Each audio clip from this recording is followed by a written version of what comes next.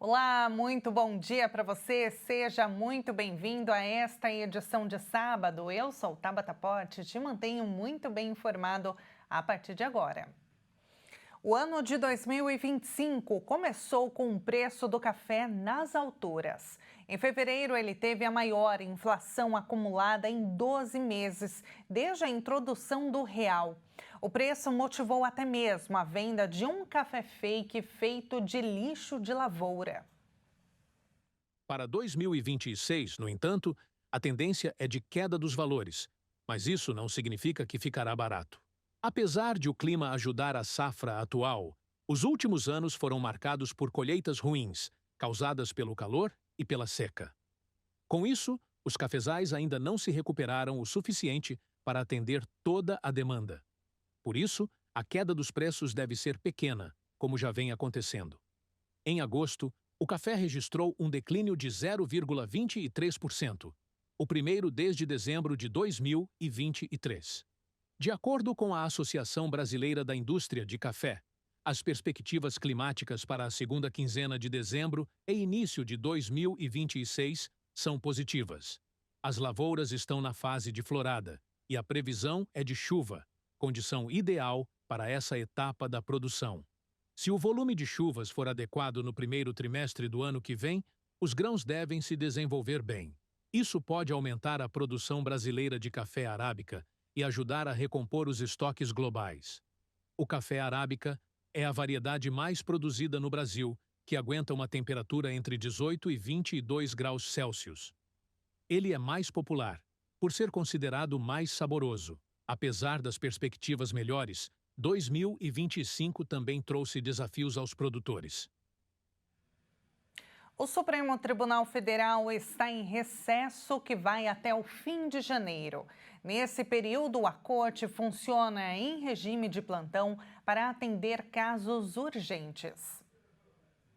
Por conta do recesso no Supremo, o ministro Alexandre de Moraes vai assumir a presidência da Corte a partir do dia 12 de janeiro. A mudança acontece porque o atual presidente da Corte, ministro Edson Fachin, entrará em recesso e Moraes, que é o vice-presidente, ficará no comando do tribunal. O recesso da Corte se estende até o fim de janeiro. Além de Fachin e Moraes, também vão atuar no plantão do STF os ministros André Mendonça, Gilmar Mendes e Dias Toffoli e Flávio Dino. Nessa pausa, o STF vai funcionar em regime de plantão para atender casos urgentes, tanto novos quanto os que já estão em andamento.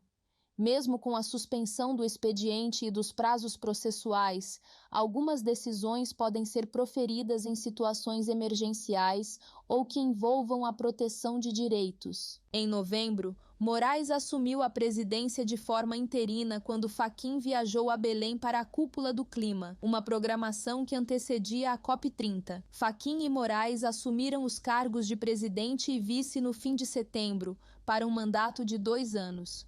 Pela tradição, o Supremo segue a ordem de antiguidade e Moraes deve ser o próximo presidente da Corte a partir de 2027. Em 2025, os pais inovaram nos nomes de meninos. Ravi foi o mais registrado. Já para meninas, Helena continua sendo o mais escolhido.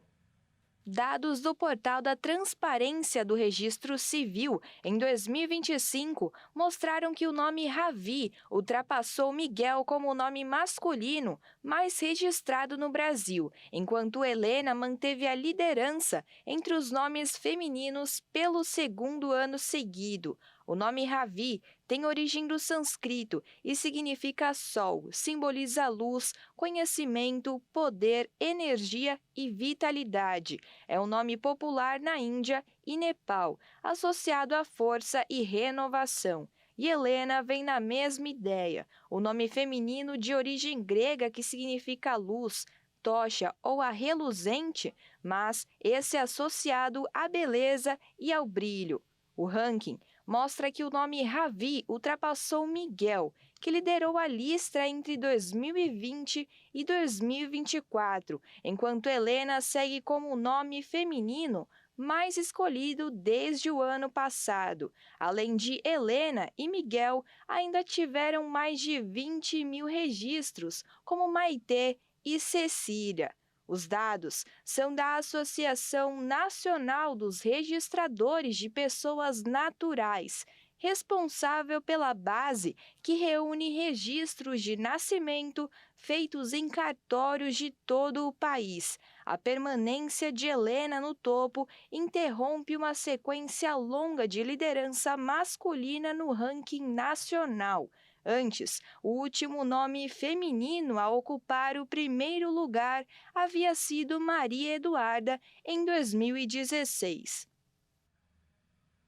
Uma aeronave particular foi acompanhada de perto por um caça F-5 da Força Aérea Brasileira. A proximidade do caça gerou uma mistura de euforia e medo.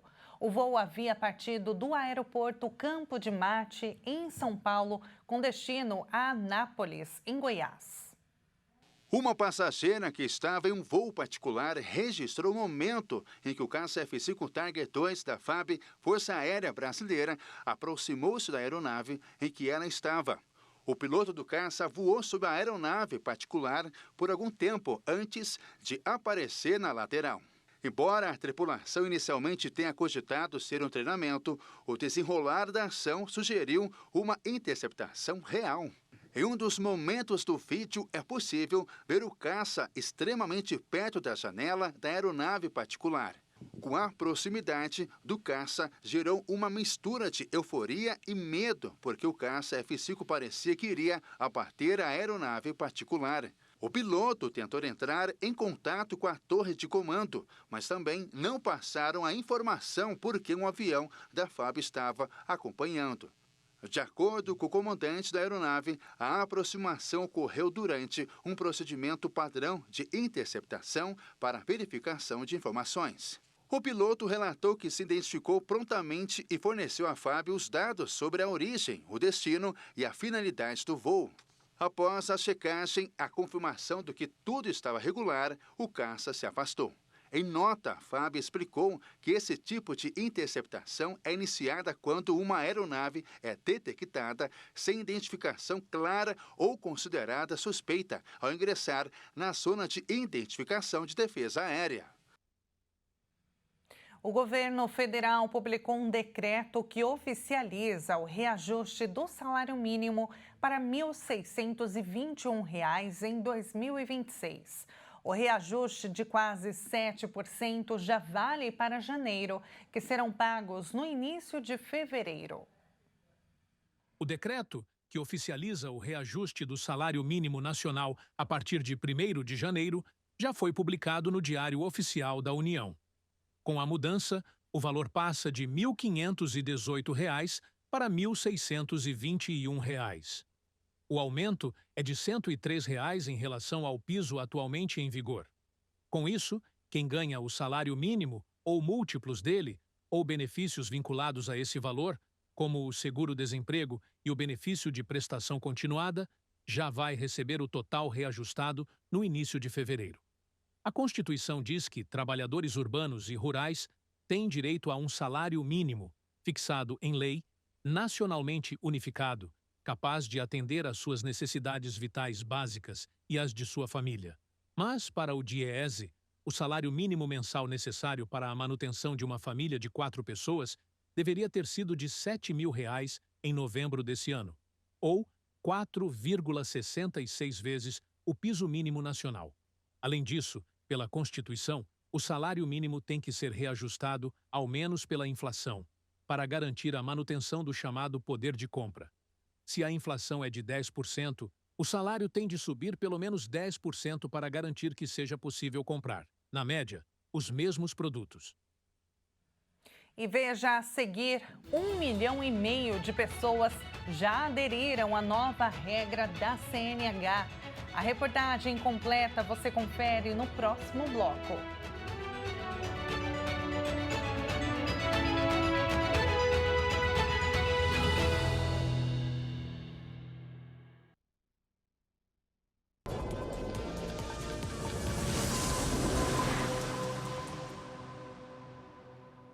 O Redação Hit está de volta com as principais notícias.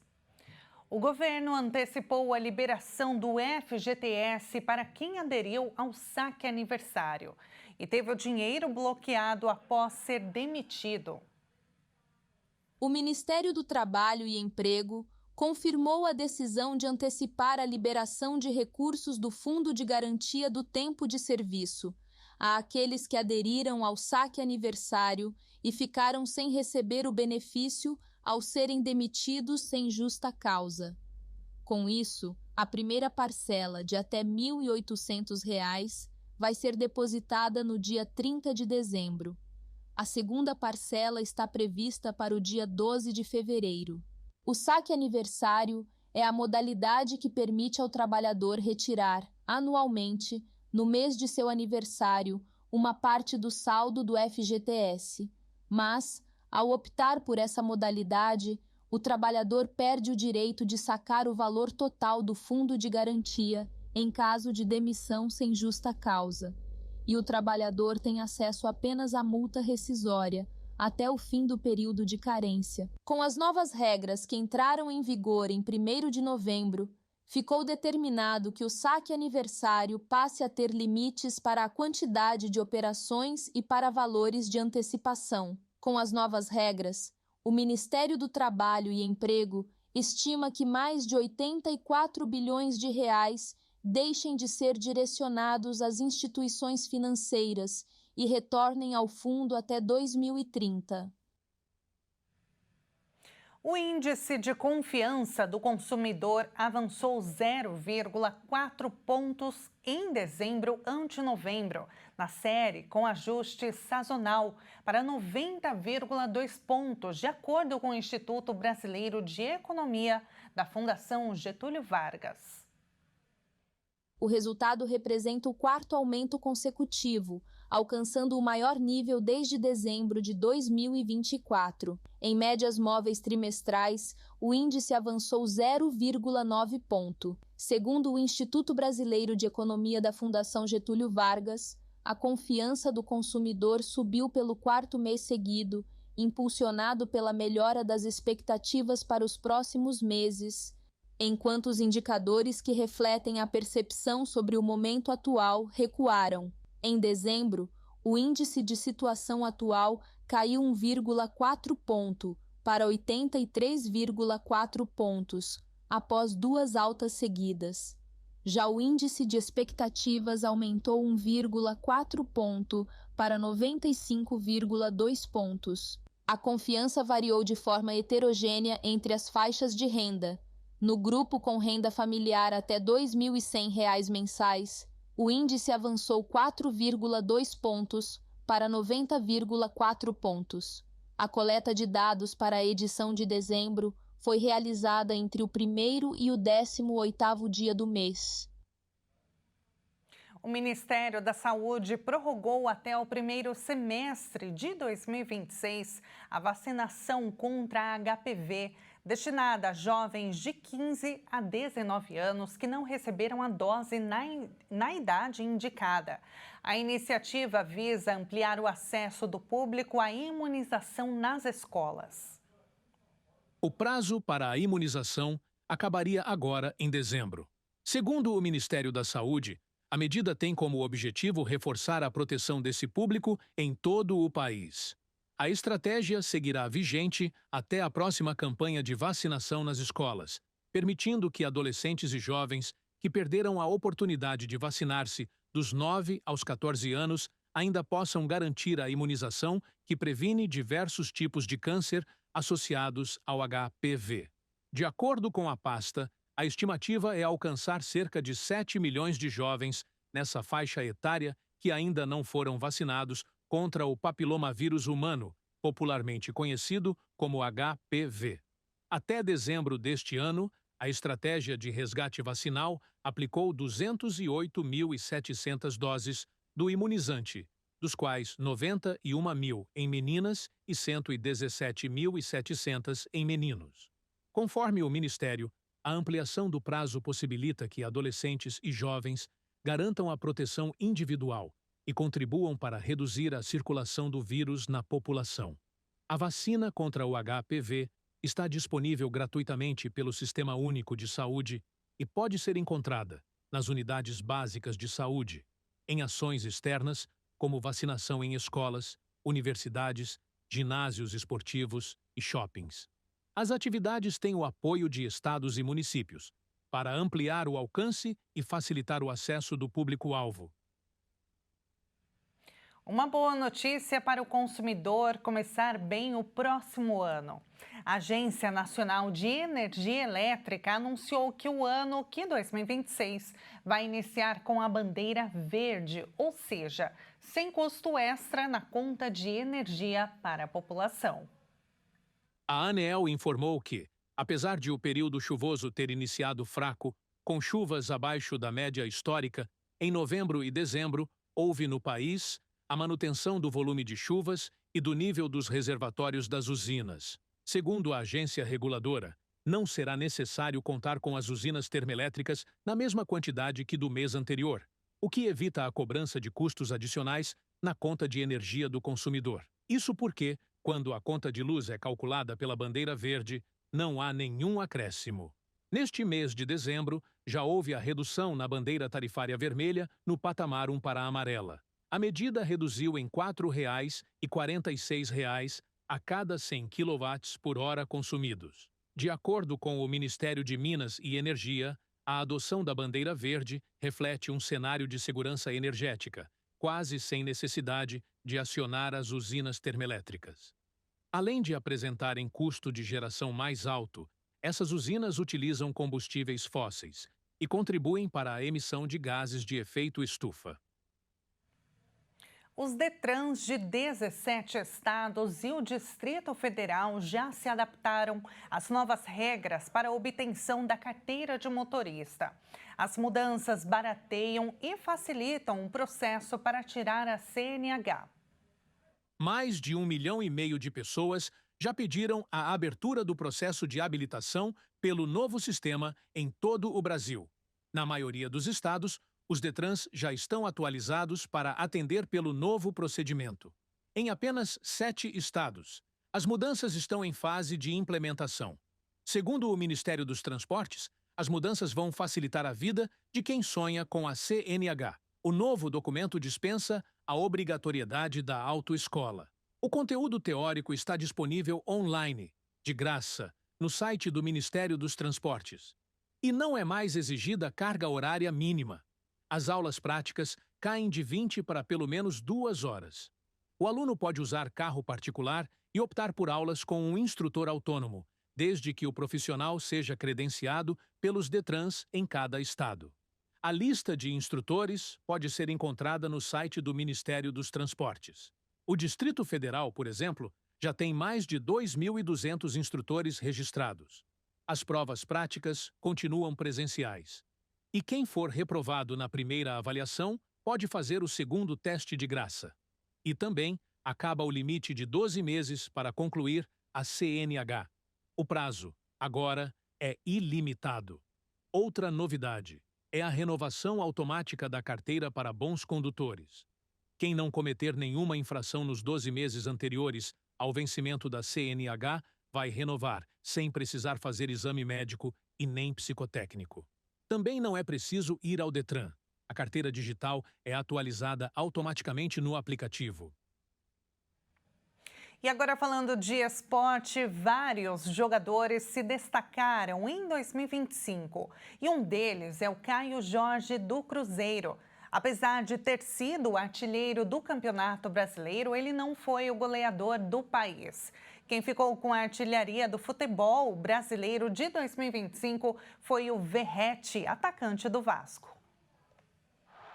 Apesar de ter perdido o posto de titular no Vasco, o atacante Verratti se manteve na liderança da artilharia geral do Brasil. Ao fim do Campeonato Brasileiro, Verratti estava empatado com Caio Jorge na liderança, ambos com 26 gols. O atacante do Vasco retomou o posto de forma isolada após o gol contra o Fluminense pelo jogo de ida das semifinais da Copa do Brasil. Mesmo em baixa, o jogador de linha foi quem mais defendeu o Vasco em 2025.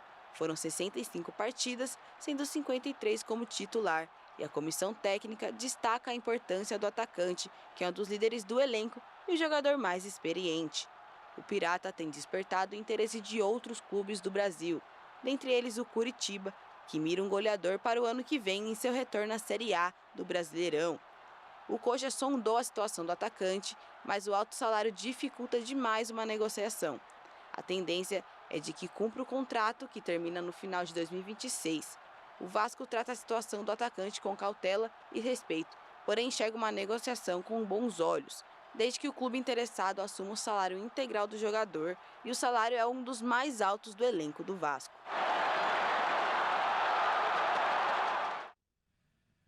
E esta edição fica por aqui. Muito obrigada pela sua companhia. Continue ligado na programação da Hit TV. Até mais.